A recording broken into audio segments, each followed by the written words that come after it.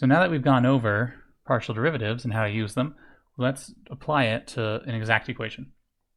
All right, so the first thing I want to do is I want to identify my Mars of x, y function and my Neptune of x, y function. So the Mars of x, y function is everything that isn't attached to y prime. So that's right here, Mars of x, y. And then the other, everything attached to the y prime, is the Neptune of x, y. And now here's the question. I want to know, is this an exact equation? So the question I ask is, does the partial derivative of Mars with respect to y equal the partial derivative of Neptune with respect to x? All right, that's the question. And so let's go ahead and calculate those. So partial Mars, partial y is partial y of this bit, 2xy squared plus e to the x. So 2xy squared plus e to the x. Let's go ahead and do that. So partial y applied to 2xy squared. 2 drops down, multiplies the 2 here. That becomes a 4. And then I have x, y squared became y, so that's 4xy. Then there are no x's in this e to the x term, so partial y times e to the x is just 0. All right, well, how about partial Neptune, partial x? Well, that's partial x of the Neptune function, that's 2x squared y, plus cosine of y. All right, well, that one, let's see, partial x, the 2x squared drops down, 2 times 2 is 4, x squared becomes x, and then y stays where it is.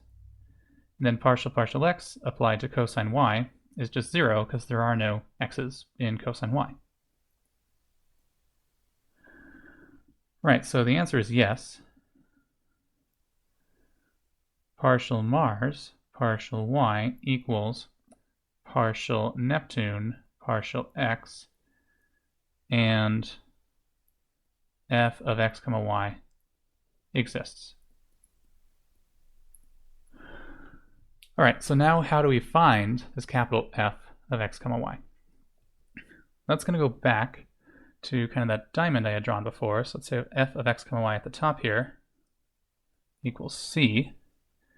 And we have our Mars of x, y plus Neptune of x, y prime equals 0. So I've already established that we have the mixed partials exist. So that means f exists. And I essentially want to go backwards from Mars to f and Neptune to f. So right, so Mars was really equal to partial f, partial x, and Neptune was partial f, partial y. So what we can do is we can actually kind of go backwards from m to f by taking an integral with respect to x, keeping in mind that the y's are treated as constants. And to go from Neptune to f, we can do an integral with respect to y. And that's exactly what we're going to do. So we have f of x, y should equal the integral of Mars of x, y with respect to x. Okay, well, that's the integral of, going back here, 2x squared y squared plus e to the x. So I have this 2xy squared plus e to the x dx. Okay, well, that ends up equaling, let's see, with respect to x, the 2 goes into the x, becomes x squared, so it's x squared, y squared, then e to the x integrated is still e to the x. There's one thing to watch out for here. Because there could be y's around, and because the partial derivative with respect to x essentially got rid of all the y's, they're treated as constants, I could have a bunch of y's hanging around.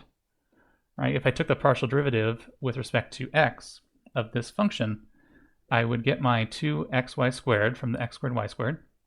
I would get my e to the x, but then I could have a bunch of y stuff. If I take partial x applied to h of y, that ends up being 0. So this is kind of a constant of integration term, keeping in mind that this integral is treating y as a constant. So I need to have this around. Well, okay, well that kind of sucks because I don't know what h of y is. What if we also compare it going from Neptune to f? All right, so I should also have f of x comma y is equal to the integral of Neptune of x comma y dy. Well, that's the integral of, going back, we have 2x squared y plus cosine y. So 2x squared y plus cosine of y dy. Okay,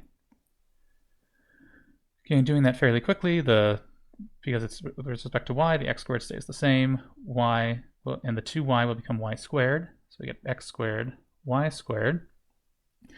The cosine y antiderivative with respect to y becomes positive sine of y. And then again, I might have a function of x's that are hanging around. I'm going to call g of x, because if I take the partial derivative of f with respect to y to get to Neptune, these would have disappeared. So now I've got two. I've got f of x comma y equals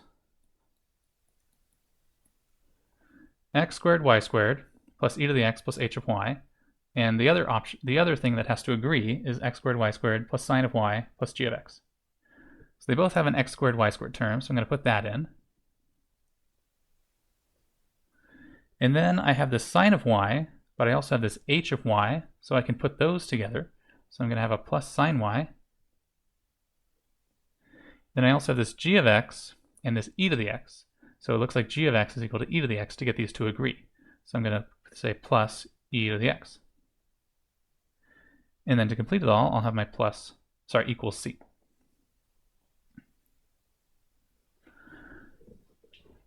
All right, so we'll do quite a few more examples, and we'll do one more where it actually is not exact and how that shows up. But this is the idea, that you kind of test that the differential equation you have is exact. If it is exact, then you kind of work backwards from Mars of x comma y and Neptune of x comma y back to the f of x comma y.